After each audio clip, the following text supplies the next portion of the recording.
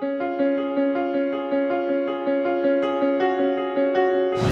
let us not be weary in well-doing.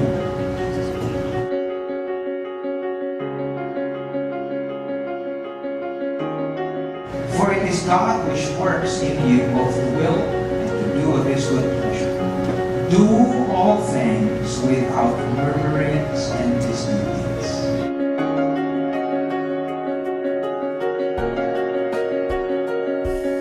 That ye may be blameless and harmless, the sons of God without rebuke in the midst of a crooked and perverse nation, among whom ye shine as lights in the world, and truly for us we should be a lighthouse, holding forth the word of life, that I may rejoice in the day of Christ,